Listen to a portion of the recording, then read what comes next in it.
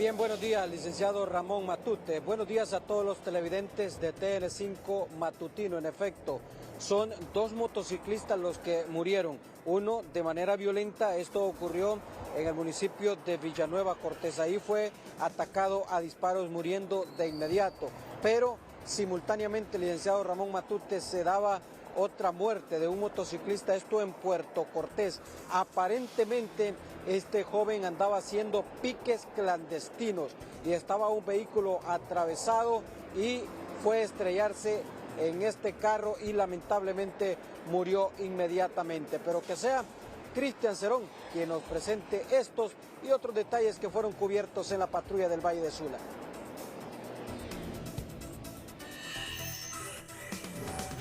Nuevamente la mano criminal opaca la tranquilidad de la noche en la zona norte de nuestro país. Específicamente en la colonia El Paraíso del municipio de Villanueva, se registró el asesinato de un hombre que se conducía en su motocicleta y quien fue identificado como Arles Tomás García, de casi 42 años.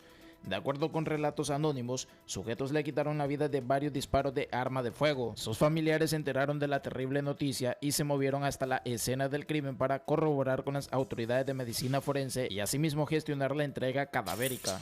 Mientras que en el municipio de Puerto Cortés, exactamente en el tramo carretero a la altura de la comunidad de Campana, una vez más la imprudencia cobró la vida de un joven motociclista en las carreras clandestinas. Según con algunos testigos, el ahora fallecido se estrelló en un vehículo que estaba estacionado y el fuerte impacto más las graves heridas fueron más que suficientes para perecer en instantes. Por su parte, los familiares llegaron al lugar tras ser avisados y no dudaron por un momento en llevarse el cuerpo sin vida de esta persona que, dado el hermetismo de algunos testigos, no se reveló su identidad.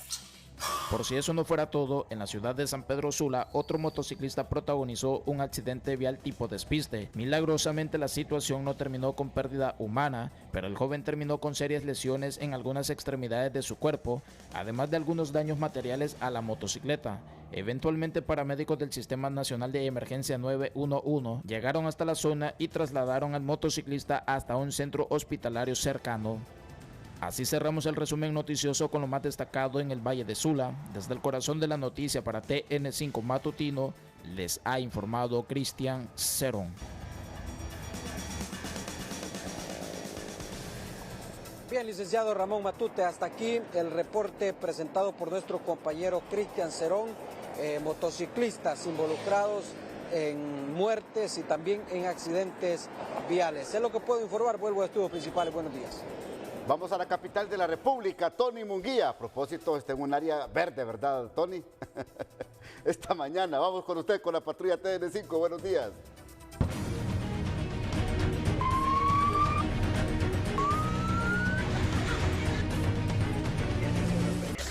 ¿Qué tal, Ramón? Buenos días a todos los televidentes que se levantan siempre viendo TN5 Matutino. Nos ubicamos en la colonia Las Colinas de Tegucigalpa, aquí en este parque muy fresco, la verdad, en esta fresca mañana saludamos a todos los televidentes.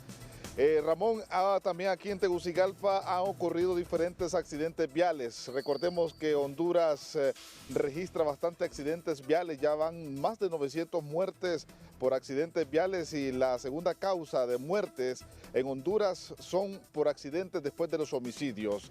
En las últimas horas, vea usted, atípicamente, o ya se volvió muy tradicional que dos motociclistas choquen entre sí. Veamos a continuación lo que ha pasado en el Boulevard Suyapa y también en el kilómetro 21, carretera que de Tegucigalpa se conduce hacia la zona oriental de nuestro país en estos accidentes viales. Un accidente frente a la Universidad Nacional dejó como saldo una persona gravemente herida que fue trasladada en una ambulancia de la Cruz Roja.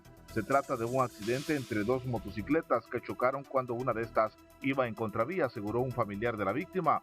Al lugar llegaron agentes de tránsito para requerir al responsable del accidente. Por ambas horas, esta vía que se conduce hacia el anillo periférico quedó cerrada ya que se ocupó el traslado de la sección de investigación de accidentes de tránsito y así deducir responsabilidad. Se desconoce hasta ahora el nombre del herido, solo se supo que venía saliendo de un centro comercial de su jornada laboral. Al menos 6 heridos dejó un accidente vial en la carretera que de Tegucigalpa hacia el oriente se conduce. El accidente ocurrió a la altura del kilómetro 21 después del lugar llamado La Montañita. Entre los heridos está un menor de edad que fue llevado al materno infantil, mientras que las otras personas fueron trasladadas hacia el Hospital Escuela y el Seguro Social respectivamente. El accidente se reportó cuando un carro tipo pick-up dio vueltas y varias motocicletas impactaron sobre este mismo. En primera instancia se creyó que habían cuerpos atrapados. Sin embargo, al llegar al lugar se confirmó que solo habían heridos. Se ocuparon 2 ambulancias de la Cruz Roja, una del 911 y otra de Copeco para hacer los traslados de los heridos, quienes se recuperan en los diferentes hospitales. La Policía Nacional, a través de funcionarios policiales de la Unidad Departamental de Prevención número 15, en las últimas horas detuvieron a un sujeto por suponerlo responsable del delito de violación. El detenido es un joven de 18 años, originario del municipio de San Francisco de Becerra, Olancho. Según la versión policial, de acuerdo a las investigaciones, ese sujeto había cometido el delito de violación en perjuicio de una menor de edad, quien declaró a las autoridades lo sucedido. Bien, nos desplazamos en diferentes sectores de la capital para llevarle a cabo a usted noticias de primera mano. Con usted, buenos días. Nahum Monge, Ciudad de la Ceiba, patrulla TN5. A propósito, ¿cómo amanece esta mañana la novia de Honduras? Vamos con ustedes, buenos días.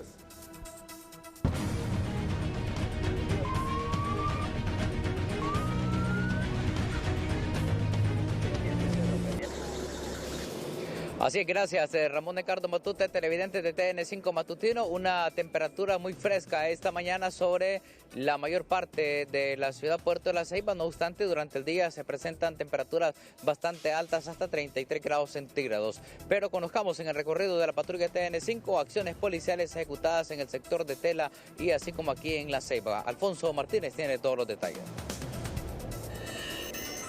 Tela fue arrestado un joven de 18 años por suponerle responsable de maltrato familiar en perjuicio de una fémina de su propia familia. Según el reporte, la acción policial de la detención se ejecutó luego de que la víctima reportara haber sido agredida por un familiar a través de una llamada al sistema 911, por lo que los uniformados se desplazaron al sector logrando capturar al agresor. Y finalizamos la patrulla TN5 con las imágenes de un fuerte operativo que se llevó a cabo en el Aeropuerto Internacional de Roatán. Los agentes policiales realizaron inspecciones vehiculares y retenes de control en el área, con el objetivo de garantizar la seguridad y protección de la población isleña. Hasta aquí la patrulla TN5. Buenos días. En las últimas horas, las autoridades policiales no han reportado hechos violentos y se mantienen las diferentes acciones para contrarrestar y hacerle frente a las organizaciones criminales que operan acá en la zona. Nuevamente a Tegucigalpa desde la populosa avenida San Isidro en La Ceiba. La noticia positiva es presentada por Ficosa. Elige ahorrar para lograr todo lo que te propongas, porque ahorrar es poder. Con lágrimas en sus ojos, don Ramiro le dio gracias a Dios por finalizar el proyecto de agua potable, y es que fueron 25 largos años de esfuerzo, sacrificio y gestión. De este proyecto que nunca jamás nosotros lo hubiésemos hecho por caro y de trabajo. Sé que tardamos, pero casi 5 años, pero el sueño se hizo realidad. Un líquido que lo necesitamos nosotros diario, por la distancia que teníamos, que hoy sí podemos tener agua todos los días. Estamos muy agradecidos, tanto la directiva como la comunidad entera. Es una herencia que le dejamos a nuestros hijos, así como los padres nosotros dejaron hijos. Sí, es correcto, porque me alegra mucho servir y reto a la juventud, la generación 90-25, que se apoyen a trabajar. Que antes nosotros recogíamos el agua de abajo, sino con el vecino, si llenaba más alguien nos regalaba. Llenaban tambitos, mira. Más de 400 familias de la comunidad de Guanacasillo sienten un alivio con la construcción del tanque de almacenamiento, logrando así que este vital líquido llegue hasta sus viviendas. Estamos alegres y contentos de inaugurar un tanque de agua potable que almacena 25,000 galones. Sumado a ello y complementario al proyecto, se realizó un trabajo de 1.800 metros lineales de tubería. Desde Choluteca, Karen Sauceda, Telenoticias Matutino. Porque queremos una Honduras más verde, te invitamos a nuestra segunda entrega de Arbolitos este domingo 6 de julio. En Tegucigalpa, frente a las instalaciones de Televicentro, de 8 de la mañana a 12 del mediodía o hasta agotar existencias. Elegí tu arbolito, llévatelo a casa y súmate a la Tropa Verde, porque juntos somos el cambio. Yo soy Plantatón. ¿Y vos? Una campaña de Televicentro y Emisoras Unidas. Don César Quintanilla nos pone al tanto de las condiciones del tiempo para el territorio hondureño.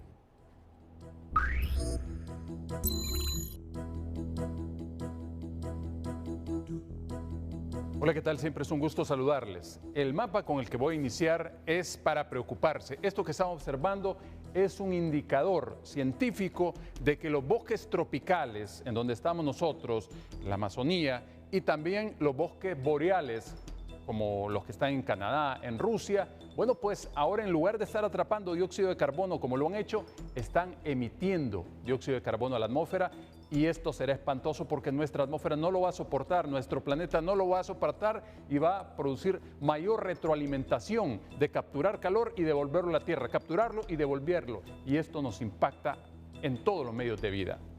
Atención con esto. El huracán Flossie continúa moviéndose en el Pacífico mexicano. Sin embargo, ha ido decreciendo. Después de lograr la categoría 3 en la escala Saffir-Simpson, va perdiendo velocidad, aunque sigue siendo un fenómeno peligroso. Y este es el camino que está siguiendo. Ha modificado la pista. Ya no va directo a Baja California Sur, sino que lo pasará de lado.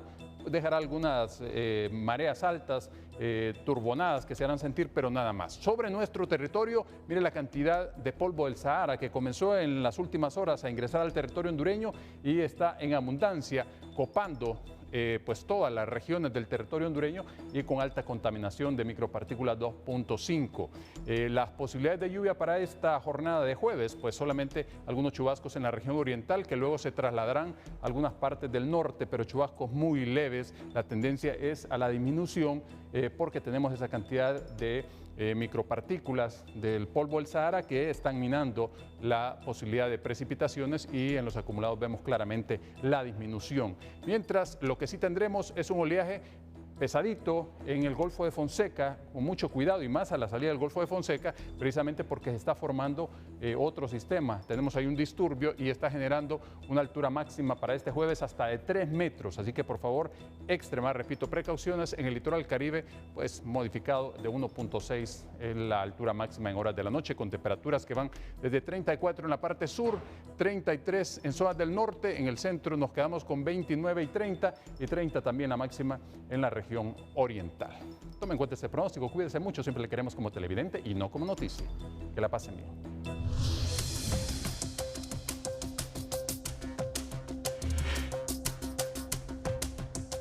Más de 400 casos de dengue se han reportado en las últimas horas en el departamento de Comayagua. Es urgente la intervención sanitaria, lo que ya realiza CESAL en esta zona central de Honduras. Sandra Pérez, buenos días. Muy buenos días, compañeros en estudios, amables televidentes de TN5 Matutino. Vamos a hablar que la región de salud en Comayagua contabiliza 470 casos de dengue, esto en los municipios de Taulabé, Ciguatepeque, Comayagua, La Libertad y Villa de San Antonio, según lo que nos expresan nuestras autoridades locales. Tenemos contabilizados aproximadamente 470 casos, en los cuales la gran mayoría son de 5 municipios, que son Taulabé, Ciguatepeque, Comayagua, La Libertad, Villa de San Antonio, que son los lugares donde nos han estado dando más casos, pero también tenemos casos esporádicos en otros municipios, como Meámbar, como La Trinidad, como El Rosario. Y en esa situación es que estamos llevando el conteo, la intervención en los lugares que producen este tipo de enfermedades, porque ahorita comenzó a llover, llevamos a cabo las intervenciones, pero tenemos que implementar mayor cantidad de personal para poder intervenir los lugares que en este momento nos están dando problemas. Bueno, y nuestras autoridades de la región de salud le piden a la población pues realizar todos los protocolos de limpieza, tanto en su vivienda como en los alrededores, no mantener llantas ni todo depósito que sea criadero del zancudo transmisor del dengue. Desde la ciudad colonial, este es nuestro contacto. Regresamos micrófonos a estudios principales. Buenos días. Bueno, maestros, padres de familia y estudiantes, manos a la obra para poder recaudar fondos y poder habilitar y modificar un centro educativo que está en pésimas condiciones. Ante la ausencia del apoyo gubernamental, mire cómo está este centro educativo. ante la ausencia del apoyo gubernamental, se han unido esfuerzos para poder hacer actividades y mejorar este centro educativo. Omar Valenzuela, esto pasa en Ciguatepeque, buenos días. Buenos días, Ramón Edgardo Matute. Como siempre, somos primeros con la noticia. Hemos abordado a Juni García, quien es director del Centro Básico República de Colombia, centro que se cae a pedazos y que nadie le presta atención, y ante esta situación ellos hacen algunas actividades para poder recaudar fondos. Lo escuchamos a continuación. Tomado a bien aprovechar el espacio que tenemos de la feria de reciclaje para hacerlo del bazar, una venta de bazar para recoger fondos y poder solventar de alguna forma la problemática que tenemos en el centro. Es y considerado patrimonio cultural de Ciguatepeque, en el centro histórico de Ciguatepeque, el segundo más antiguo del municipio, y no se le da la importancia que debería de dársele.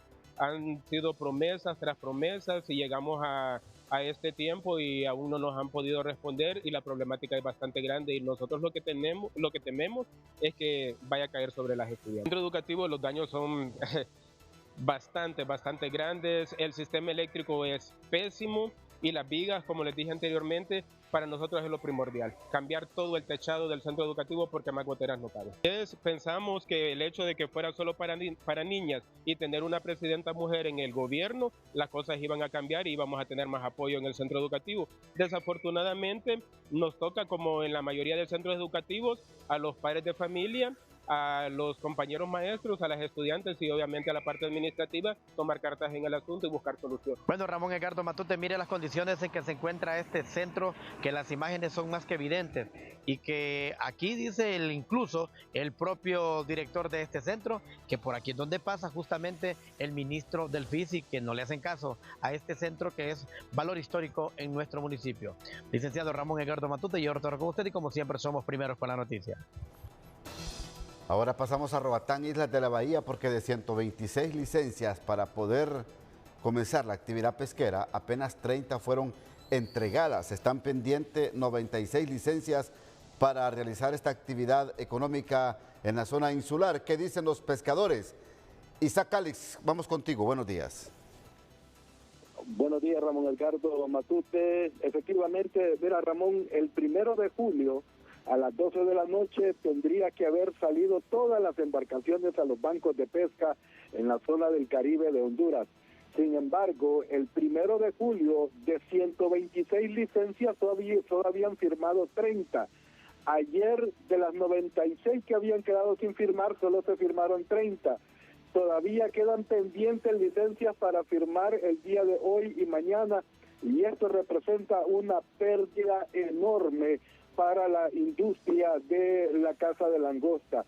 ¿Cuál era el problema, Ramón? El problema es que el gobierno había manifestado a través de DIGEPESCA y de la Secretaría de Agricultura y Ganadería que si los pescadores no pagaban el canon correspondiente a la temporada 24-25 y que ellos alegaban que era ilegal porque no había un fideicomiso, accedieron al pago de este canon para que se les pudiera otorgar la licencia. Ahora están por poquitos, 30, 20, y esto, Ramón, representa una pérdida para la industria de la pesca.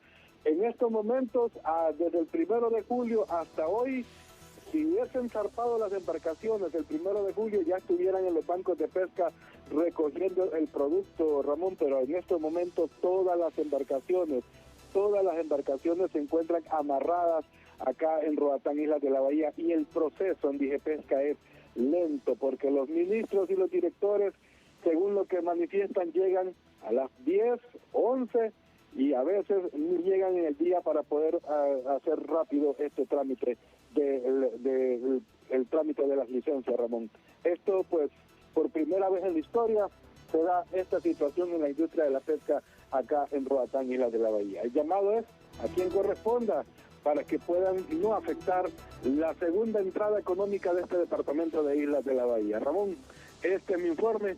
Con usted al estudio somos primero con la noticia.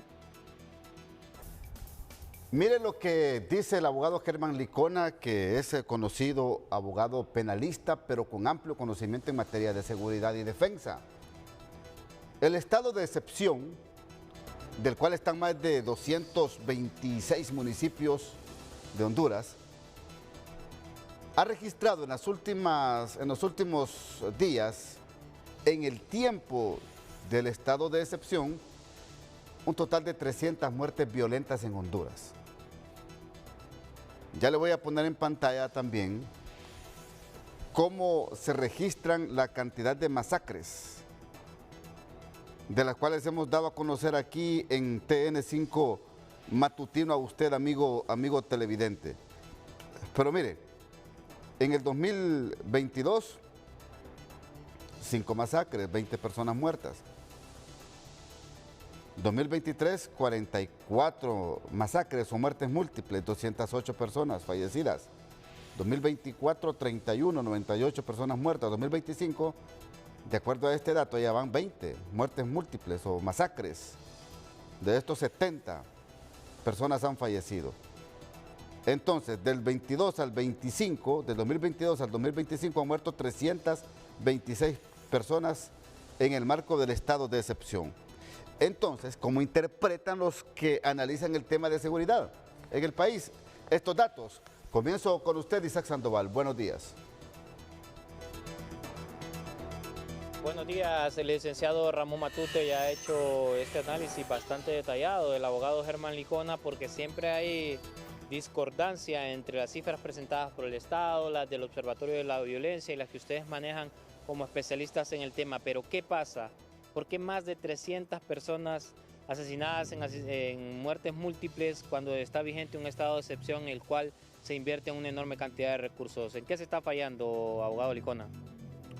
Buenos días, licenciado, a los amigos en cabina, al pueblo hondureño, y esta hermosa mañana quiero declarar la palabra que clamemos al Dios de Israel. La palabra dice en Jeremías 33:3, clama a mí que yo te responderé y te enseñaré cosas grandes y ocultas que tú no conoces. En el nombre de nuestro Señor Jesucristo. En relación a lo que usted manifestaba, mire, el estado de excepción parcial, si bien es cierto, hay estadísticas que vienen del 2010, donde ya suman más de 1.162 masacres y donde hay más de 4.250 víctimas. No obstante, el estado de excepción parcial esperaba ser complementado con todo el esfuerzo que se hizo en el plan de solución contra el crimen, donde se pudieran haber articulado todos los esfuerzos institucionales para que en el Congreso Nacional se hicieran algunas reformas, se implementaran algunas leyes. De igual forma, la Comisión de Banca y Seguro le siguiera la ruta al dinero, CONATEL pues recuperara la confianza en las cárceles a través del seguimiento a las llamadas extorsivas, y un sinnúmero de instituciones que podrían haber sumado un resultado más efectivo, tal como lo dice el CONADE, el Comisionado Nacional de Derechos Humanos. Cuando se dan estas circunstancias, se da porque hay todavía algunos residuos que generan la violencia, como lo son el incremento de la criminalidad organizada, que todavía sigue polulando en nuestro país, la que proviene del narcotráfico y de maras y pandillas. De igual forma, una presencia institucional de las autoridades, la policía, para poder darnos seguridad presencial en las calles, en sus operativos de punto de área y todas las estrategias que ellos utilizan. Necesitamos 34.000 policías, pero este gobierno dijo que iba a cerrar este año con 25.000 policías y creo que andan alrededor de 22.000. Todavía hay una mora para tener ese disuasivo en las calles. De igual forma, hay una deficiente respuesta judicial que nos lleva a la impunidad. Hemos visto los casos, aún no se recaba la información necesaria, pertinente en relación a las evidencias, y eso pues lo que produce que los juicios vayan débiles, a pesar de que el Ministerio Público hace lo pertinente, pero la estrategia de las defensas técnicas lo que hacen es demostrar lo contrario. Y de igual forma el tema de corrupción, que todavía sigue entronizado en nuestro país con redes de corrupción, y los altos niveles de pobreza y desigualdad que también influyen, la estructura física precaria y algunos aspectos de violencia intrafamiliar. Eso pues origina que esta situación no pueda fortalecerse, a pesar de que es un problema estructural que ya viene de años, de décadas, y donde los gobiernos han tratado de impulsar algunas estrategias, pero que poco a poco van dando resultados. Quisiéramos que fuera lo más rápido posible. Mire, Tegucigalpa y San Pedro Sula siempre estuvieron en los primeros lugares de las ciudades más violentas del mundo. Fue hasta el año pasado que pudo salir, pero en El Salvador, el 2018, se encontraba en las ciudades más violentas del mundo y el 2019 el presidente Bukele sacó a San Salvador de esa vorágine. En ese sentido hay muchos esfuerzos que se pueden seguir haciendo, pero el compromiso de las fuerzas del orden deben estar enfocados a establecer las políticas públicas, a desarrollar la sostenibilidad en los procesos y hacer que la gente recupere la confianza en sus instituciones. Muchísimas gracias al abogado Germán Licona sobre el estado de excepción y estas cifras alarmantes en cuanto a la cantidad de muertes violentas producto de masacres o muertes múltiples. Desde este punto de la capital, si no hay consultas, yo retorno con ustedes a los estudios. Con esta percepción del abogado Germán Licona, el Observatorio de la Violencia de la máxima casa de estudios, ¿cómo interpreta y cómo concluye la política de excepción impuesta en casi 226 municipios del país desde 2022? Licenciada Migdonia Ayestas, gracias por atendernos. Buenos días. Muchas gracias, Ramón. Sin duda, el estado de excepción, bien lo dice, es un estado de excepción. Debería ser la excepción y no la norma. Y ahí es donde nuestros gobiernos deben entender que no se puede gobernar exceptuando cosas y que lo que se requiere es una verdadera política integral de seguridad que abarque todos los municipios de Honduras, porque si lo que se va a primar es la vida de las personas, entonces hay más o menos 11 millones de habitantes que requieren la protección del Estado. Pero hay que ser sincero cuando establecemos que han disminuido los homicidios en gran parte de los años, y ya lo decía, desde el 2011, que figuramos en los países más violentos, y en el 2024, cerrando con una tasa de 27 por cada 100.000 habitantes, va a la baja. Este año son más de 900 los homicidios que se han presentado de enero a mayo del 2025 y hay una importante disminución de más o menos unos 200 casos en comparación con el año anterior. Pero hay que establecer en esa política integral de seguridad que debería tener el Estado de Honduras el primar temas que afectan, y como usted ya lo decía, los homicidios múltiples, precisamente porque 3 o más víctimas en una misma escena de crimen causan miedo en la población y la percepción de inseguridad es alta. A pesar de las disminuciones, creemos, y la gente lo opina, que la seguridad es un problema en el país. Y también otro de los temas también, aparte de los homicidios múltiples que están a la alza, hay 6 casos más en comparación el año pasado. También las muertes violentas de mujeres que se vuelven una preocupación porque el tema de la violencia cultural que se tiene, y sobre todo el patriarcado, los hombres matando mujeres, porque esas relaciones desiguales de poder están afectando. Eso hace que, como lo decía el abogado Germán Licona, se perpetúe este problema, sumado a que no hemos aprendido a cómo resolver conflictos en la familia y en la comunidad, y que el Estado no está dando ejemplos de honestidad, casos que tienen que ver con la impunidad, con la corrupción, que es evidente. Entonces hace que este país se vuelva también en todas las inseguridades, incluyendo la ciudadana y la jurídica. ¿Vale la pena mantener un estado de excepción en Honduras?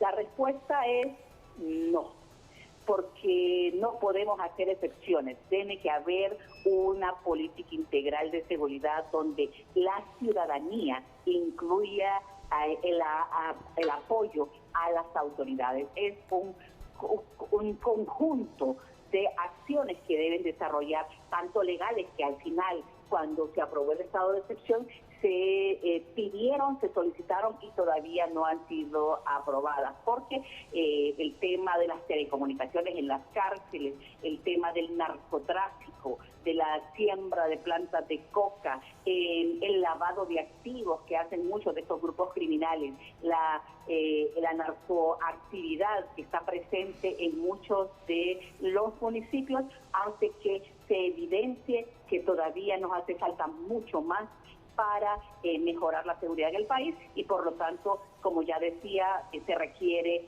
algo más que un estado de excepción. Bien, solo díganme por favor los datos que manejan ustedes en materia de muertes violentas en Honduras. 900, más de 900 son las muertes violentas en Honduras, 914 de enero a mayo, pero si hablamos de todas las muertes violentas, por ejemplo, en eventos de tránsito ya se registran 766 en los primeros 5 meses del año, y en suicidios 183 son las muertes violentas suicidas en lo que va del presente año en los primeros 5 meses. Bueno, perfecto. Gracias, licenciada Migdonia Yestas, del Observatorio de la Violencia de la UNA. Está confirmando en el matutino, no vale la pena mantener el estado de excepción en Honduras.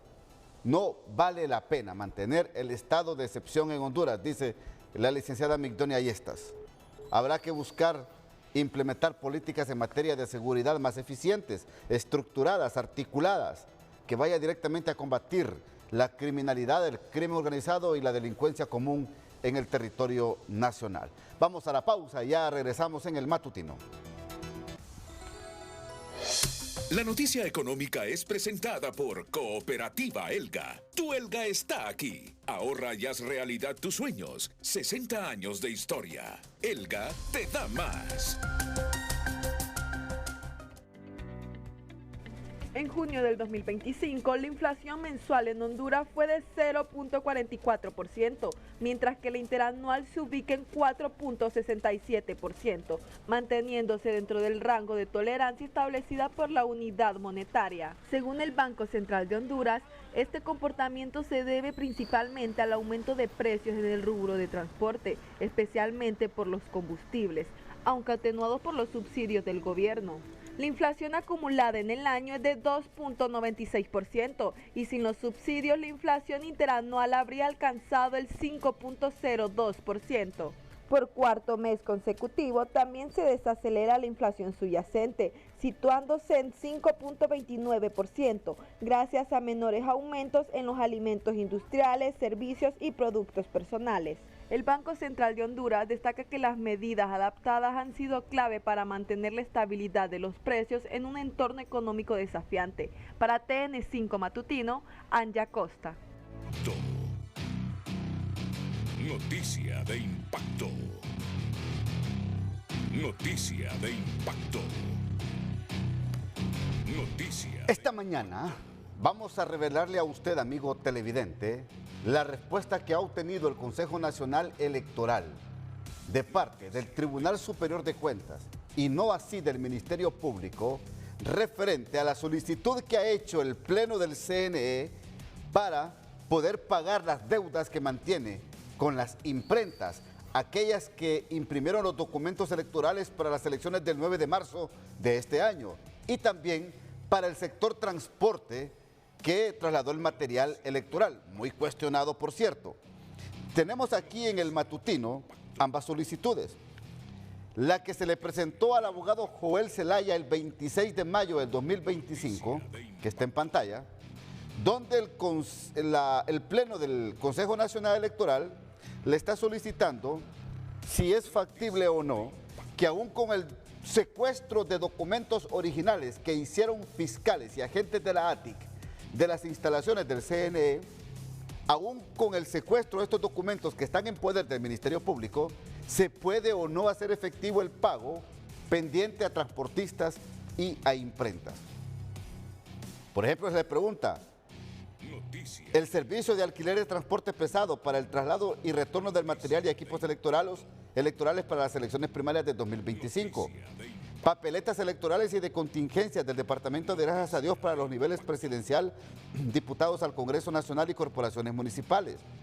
Servicio de impresión de documentos esenciales y auxiliares para las juntas receptoras de votos, como papeletas electorales para los niveles presidenciales, diputados y corporaciones municipales. Le dicen al Ministerio Público, en virtud de estos servicios contratados mediante los procesos antes mencionados, han sido prestados y recibidos y que actualmente los trámites de pago se encuentran en curso administrativo, cuyos documentos originales se encuentran en su poder, le dicen al fiscal Joel Antonio Zelaya Álvarez.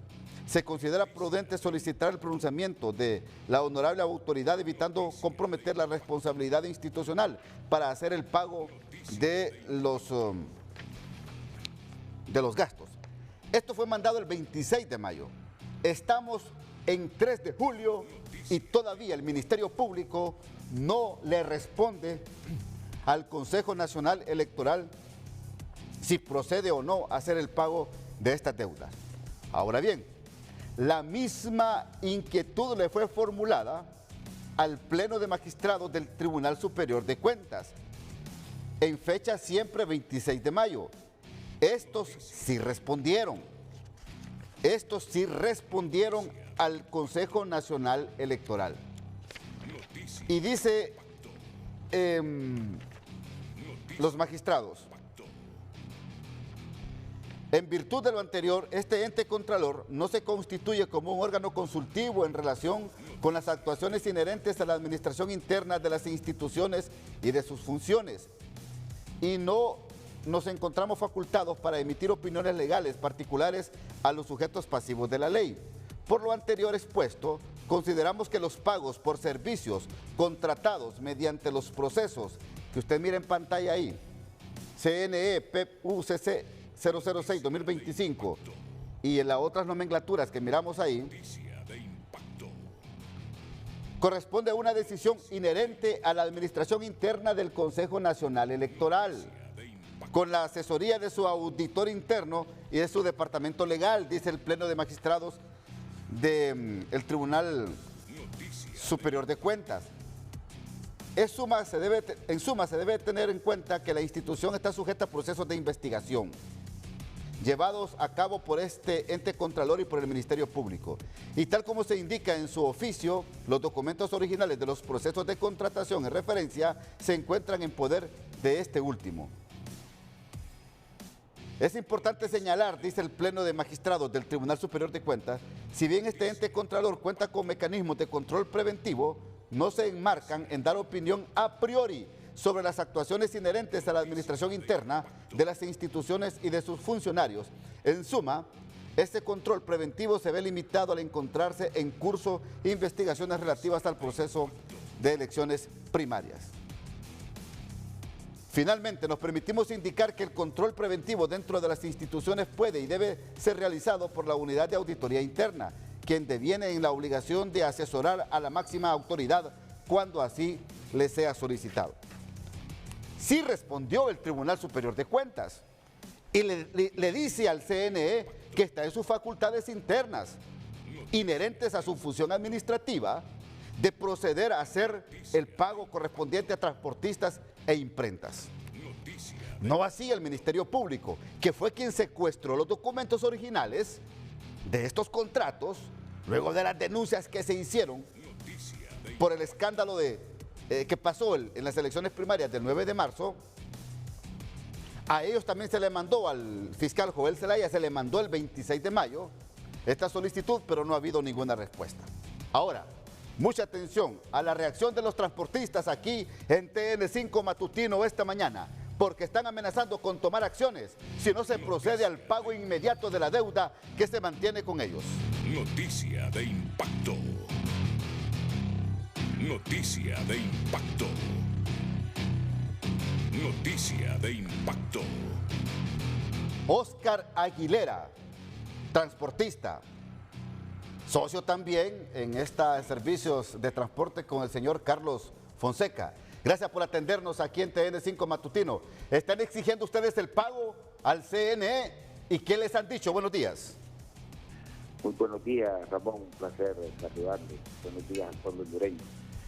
Sí, en efecto, Ramón, como usted lo ha manifestado, nosotros pues hemos presentado 2 escritos pues solicitando el pago del trabajo realizado, el pago del contrato del servicio de transporte para las elecciones primarias del 2025. De lo cual pues en el segundo ¿cómo se llama? Escrito que presentamos, pues presentamos un peritaje de cumplimiento, ¿ya? Donde está bien claro el cumplimiento pues que le dimos al contrato, pues, ¿verdad?, del servicio del transporte, y sí estamos sumamente preocupados porque la verdad es que no hemos recibido ninguna respuesta pues de parte del Consejo Nacional Electoral y ¿cómo se llama? Estamos en una situación ya se podría decir de emergencia porque no recibimos ni un tan solo 5 pues de anticipo y nos tocó pues ¿cómo se llama? Utilizar líneas de crédito y tenemos compromisos con gasolineras, con los compañeros también, ¿verdad?, de que pusieron sus unidades a disposición, pues solo les dimos lo que es el combustible y los viáticos para realizar la labor, y ya ahorita ya prácticamente estamos sobre 4 meses y en realidad no hemos recibido ninguna respuesta y es preocupante porque ya por ejemplo los bancos pues, o sea, no es lo mismo ¿cómo se llama? Esperarnos un mes a que ya vamos sobre 4 meses y ya incluso pues los bancos con los que tenemos las líneas de crédito ya nos han manifestado pues que van a tener que ejecutar pues las garantías de las cuales pues eso no tiene eso con suma preocupación. Ahora, Oscar, ¿cuánto es la deuda que mantienen con ustedes desde el CNE por esto que pasó en las primarias de marzo? Son el total que está en el contrato, 64 y pico de fracciones de millones de lempiras. Como le manifestaba, pues, o sea, no recibimos ni un tan solo 5 de anticipo, ¿verdad? Porque así lo plasma en el contrato, pues, o sea, y nos sometimos, como le digo, adquirimos compromisos, pues, porque tomando en consideración pues que el proceso fue el 9 de marzo y nosotros pues considerábamos que por tarde a finales del mes de marzo ya íbamos a tener a nuestra disposición los fondos de dicho contrato pues, para poder salir con todas nuestras obligaciones. Ahora, usted sabe que hay documentos que secuestró el Ministerio Público por todo aquello que se habló del escándalo en el traslado del material electoral ese día de elecciones primarias. El Tribunal Superior de Cuentas ya dio su opinión y da a entender que eso queda a criterio de la administración interna del CNE. Pero el Ministerio Público no se pronuncia aún. O sea, ¿ustedes le exigen también al Ministerio Público que ella dé su opinión referente a esto, si se paga o no los contratos con ustedes? Totalmente de acuerdo, sí. O sea, mire, estamos claros de eso, pues, de que el Ministerio Público pues secuestró la documentación original, pero también tenemos conocimiento pues que el CNE como tal pues tiene sus copias, tiene copia de dicha documentación pues, y lo hemos consultado con nuestros abogados pues y pues el pago se puede realizar con las mismas copias pues, ¿verdad? Pero sí pues le pedimos al Ministerio Público pues que cómo se llama, pues que ponga sus buenos oficios, pues, ¿verdad? Para que nos ayuden a poder salir de esta situación, porque sí, como se lo manifiesto, o sea, estamos en una situación ya precaria, ya una situación sumamente preocupante, porque incluso nos hemos reunido con los compañeros y se los manifiesto, pues que ¿cómo se llama? Ya estamos a punto de repente de comenzar a tomar otras acciones, pues, ¿verdad? Porque, entonces, ¿piensan tomar acciones, Oscar? Sí, porque la cuestión es que no hemos recibido ninguna respuesta, pues, y ese silencio, pues, nos tiene, ¿cómo se llama? Sí nos tiene preocupados, pues, porque mira, una cuestión es, Ramón, la parte legal y otra cuestión es que hay un contrato, pues, ¿verdad? Que hay que respetarlo. Un contrato del cual, pues, lo cumplimos, pues, ¿verdad? Cumplimos con nuestro trabajo, pues. Esperamos entonces que realizamos bien el trabajo, y si usted lo analiza, pues, o sea, hubo una declaratoria de parte del CNE donde está en la Gaceta, donde se dice pues que las elecciones primarias se desarrollaron de la manera correcta, pues, y salieron las personas, los candidatos y todos salieron electos. Entonces, por lo cual, eso también lo adjuntamos en el segundo escrito que ingresamos al CNE como tal, y nos preocupa que no hay ninguna respuesta, y nosotros hemos estado de repente, pues, queriendo sostener esta situación con nuestros compañeros, pero ya ahorita ya nos miramos en una posición donde ya sí nos preocupa, pues, o sea, vamos a tener que de repente tomar acciones. Bueno, perfecto. Esperemos entonces saber cómo se evoluciona esto, Oscar, porque al igual que ustedes, los transportistas, las imprentas también están pidiendo al CNE que les pague. Las imprentas, las que imprimieron los documentos electorales, todo lo que se utilizó en las elecciones primarias. Vea usted, amigo televidente, imagínese que no le pagaran a las imprentas. ¿Qué cree usted que puede pasar en las elecciones generales? No, hombre, hay que agilizar estos pagos. Y el Ministerio Público, ¿qué le cuesta decir en un comunicado o en una nota si procede o no el CNE a pagar estas deudas? ¿Cuál es el problema? Que lo que se busca, que se esconde, que se pretendía hacer. Por favor, entonces yo les... Permítame, Oscar, yo les pido, por favor, que ya inmediatamente se les pague a ustedes, a las imprentas, y que inmediatamente el Ministerio Público dé su opinión referente a esto. 30 segundos, Oscar, por favor, por el tiempo.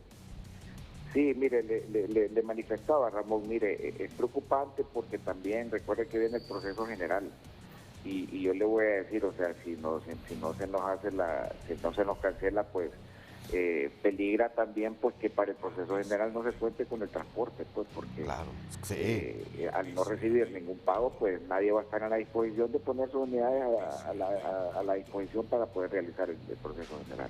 Perfecto, gracias, muy amable, Oscar, por atendernos. Gracias, muy amable, feliz día. Feliz día, pausa, ya regresamos. Noticia de impacto.